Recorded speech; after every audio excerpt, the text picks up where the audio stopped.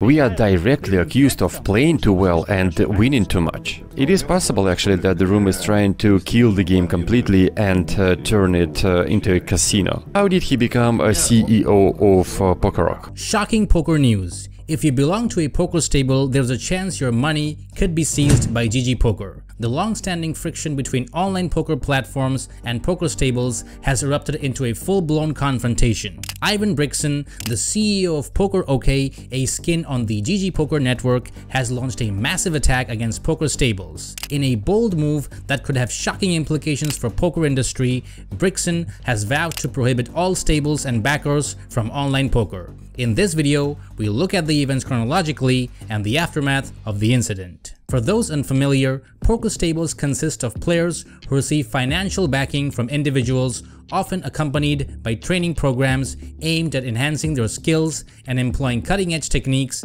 and technologies to increase their chances of winning. On the opposing end of this spectrum are the recreational players who form the backbone of the poker community, engaging in games purely as a pastime. According to some, they are incessantly targeted by stables. Stables face accusations of employing questionable tactics such as soft play, collusion, multi-accounting, and bum hunting. PokerOK made a surprisingly aggressive move on Telegram and publicly declared war on poker stables, blaming them for all the problems in the poker ecology and labeling them, hands down, the greatest threat to the purity, integrity, and equality of poker today. Few days later, there was a meeting between PokerOK management and representatives of poker stables, and their negotiations did not bear any fruit. A few hours later, under the alias Dong vs Fish on the Russian poker forum Gypsy Team, Bryksin launched a barrage of criticism before ultimately asking for his account to be blocked. He alleges that stable operations prioritize their own financial gain over the well-being of the poker community. In a particularly harsh remark, he directly targets stable owners, stating that they will be shut down for their involvement in the game in the coming years. He gave the following ultimatum to all players. Stables are required to completely withdraw from PokerOK and GGPoker. Players who choose to permanently cease cooperation with their stables might be considered for reinstatement on the network. Should players violate these regulations, the strictest measures will be implemented against them. In subsequent posts, Ivan reiterated multiple times that stables are detrimental to the poker scene. He stated that the main complaint of the room is that the stables win too much. Ivan was reminded that one of the biggest and most successful poker stables is owned by Fedor Holz, who ensures the integrity of the game at GGPoker. Accusations of unfair play have been long directed towards Brazilian stables also. Ivan denied this version of the story, saying that the topic of foreign stables has not even been touched upon yet. Finally, he confirmed that his ultimate goal is to turn poker into something like a casino, saying the RTP for slots is 96%. Which means, over the long term, the slot is expected to pay out 96% of the total amount of money wagered on it. And for a poker player, at best, this is 60%. If everything is done correctly and the amateur plays 96%, then poker will grow exponentially like a casino game, but against people. If you play with a perfect strategy or so, you will be banned with confiscation. AI will do this very easily and quickly. That's all. A room full of amateurs, yes, they will win, but not in the long run. On the stable side, there were counter-arguments claiming that Bryksin aimed to shatter the aspirations of players aspiring to become professionals. One stable founder, namely Alexei Vanishev, stated, "We sincerely believe that the only harmful subject of this entire discussion is the idea of turning poker into a pure casino disguised as a fight against stables, destroying the very dream of a professional career." Following the controversy, on April 8th, the GGPoker network and PokerOK released a joint statement. The major points of this statement are: Number 1. The activities of stable that systematically violate the rules of the platform, including team play, soft play, ghosting, collusion, bum hunting, multi-accounting, collective collection of statistics, notes, and mining, must be stopped, otherwise the bankrolls of stable players will be confiscated.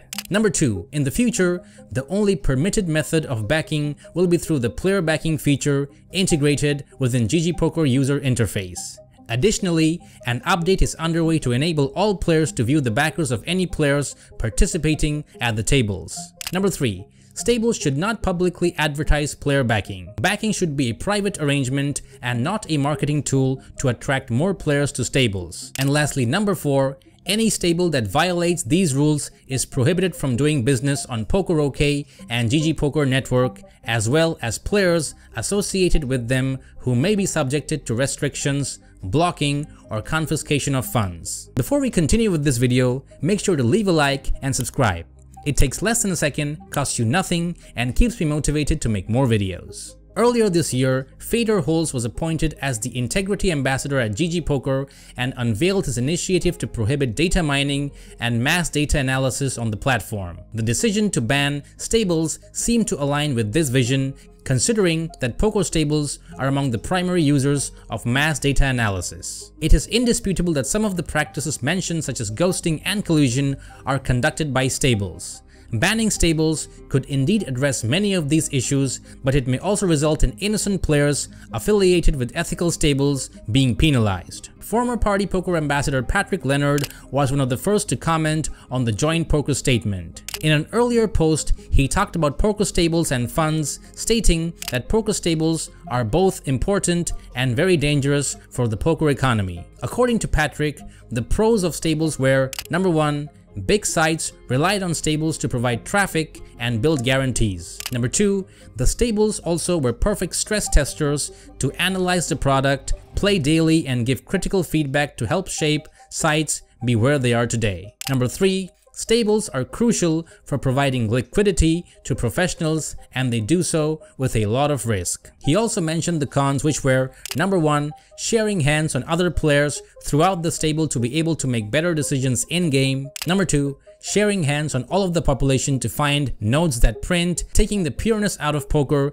and making it less of a player versus player but player versus pool game. Number 3, sharing cards on deep runs. And number 4, allowing their most experienced mentors to show up and take over final tables, aka ghosting. A solution by Patrick is that if you decide to participate on a site and that you are part of a stable, you should be required to disclose the information to the site. The site should maintain awareness of which players are associated with which funds or groups, enabling them to conduct analysis to prevent any form of soft playing or collusion. Giraffe Ganger said that this just exposes the reality that they have no way of detecting cheating and just decided to ban the most likely offenders, which are stables, and most vulnerable players, which are Russians, as they have nowhere else to go and limited ways to get funds on and off sites without proof. Other individuals, however, expressed their satisfaction at witnessing a website taking steps to address certain activities related to stables. The question is, how would GGPoker discover if a player was a part of a stable, assuming they did not transfer funds via the site? Some techniques, apart from the straightforward detection of collusion and ghosting, involve identifying coordinated late registration, monitoring chat activity, recognizing identical player notes, and requesting proof of funds through KYC notes. What is your opinion on poker stables? Do you think they contribute positively to the poker economy? Are they essential? Or do you agree with Ivan Bryksin's characterization of them being a complete detriment? Let us know in the comments on what you think.